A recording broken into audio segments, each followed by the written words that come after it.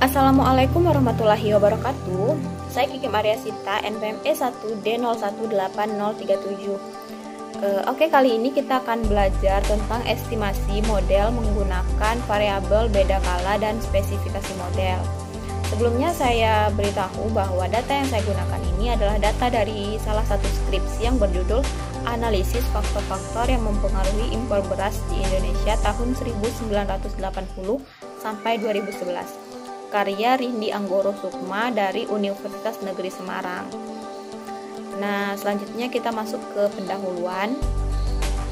Jadi pangan ini merupakan kebutuhan dasar yang paling pokok bagi kepentingan manusia untuk mempertahankan hidup. Seiring berkembangnya zaman dan permasalahan yang dihadapi bangsa dalam pemenuhan dan memproduksi pangan semakin besar, maka pemerintah mengeluarkan kebijakan mengenai beras. Tetapi kebijakan yang dirumuskan oleh pemerintah ini tidak sejalan dengan arah pikiran yang diinginkan, karena kebijakan dalam usaha tani padi itu tidak berpihak pada kepentingan petani. Hal ini terlihat dari yang pertama, kebijakan tarif impor beras yang rendah sehingga mendorong beras impor yang melebihi kebutuhan di dalam negeri. Yang kedua yaitu pemerintah masih menggunakan indikator inflasi untuk mengendalikan harga pangan. Dengan begitu, harga beras di tingkat pedagang beras itu menjadi sangat kecil. Yang ketiga yaitu teknologi pasca panen di tingkat petani sudah jauh tertinggal, sehingga mengakibatkan tingkat rendemen dan kualitas beras yang dihasilkan terus menurun. Selanjutnya yaitu model penelitian, jenis dan sumber data. Data yang saya gunakan dalam analisis ini data dari salah satu skripsi yang berjudul Analisis Faktor-Faktor yang Mempengaruhi Impor Beras di Indonesia tahun 1980 sampai 2011, karya Rindi Anggoro Sukma dari Universitas Negeri Semarang. Sedangkan untuk data yang dikumpulkan itu diambil dari data sekunder atau data yang didapat tidak secara langsung dari objek penelitian, contohnya dari jurnal, BPS, buku, dan lain-lain. Selanjutnya spesifikasi model, estimasi persamaan fungsi linier, yaitu Y sama dengan beta 0 ditambah beta 1 X1 ditambah beta 2 X2 ditambah beta 3 X3 ditambah E. Selanjutnya yaitu hasil dan pembahasan. Dari hasil pembahasan, sebelum mempublis suatu data penelitian, peneliti hendaknya memastikan data yang digunakan memiliki masalah atau tidak. Hal ini berguna sebagai keakuratan data penelitian.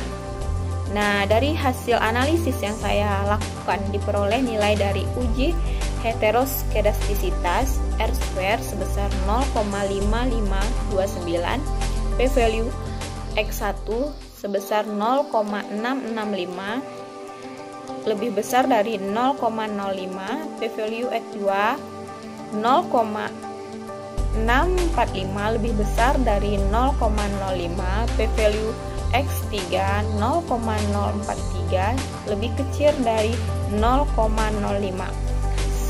F-tabel sebesar 3,33 dan F-hitung sebesar 11,129. Sedangkan untuk nilai Durbin-Watson itu sebesar 0,1454. Nah, dari data yang didapat, kita mendapat simpulkan bahwa p-value X1 ini yaitu 0,665 lebih besar dari 0,05. Hal ini berarti H0 tidak ada heteroskedastisitas. Untuk p-value X2 hasilnya 0,645 lebih besar dari 0,05, yang berarti H0 tidak ada heteroskedastisitas. Sedangkan untuk p-value X3 nilainya 0,04 lebih kecil dari 0,05, yang menunjukkan H1 mengalami heteroskedastisitas.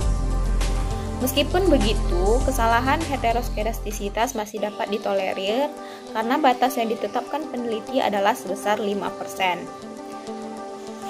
Nah, untuk uji autokolerasi itu dengan analisis sebelumnya mendapatkan hasil Durbin sebesar 0,1451.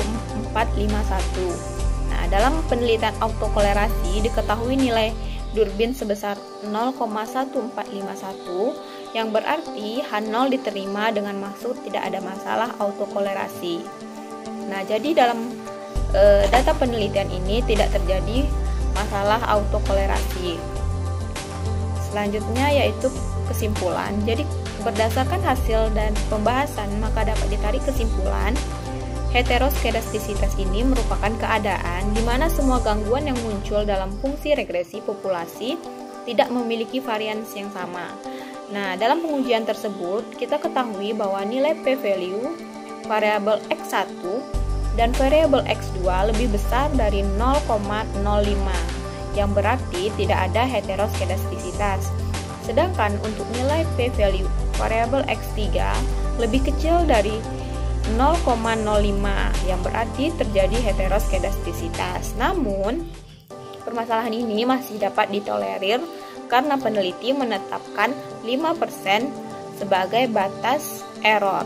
Nah, yang kedua yaitu autokolerasi. Nah, di mana autokolerasi ini adalah hubungan yang terjadi antara anggota-anggota dari serangkaian pengamatan yang tersusun dalam rangkaian waktu. Pada pengujian tersebut, pengujian yang sudah kita lakukan, diketahui nilai Durbin-Watson lebih kecil dari 2, artinya tidak terjadi masalah pada autokolerasi.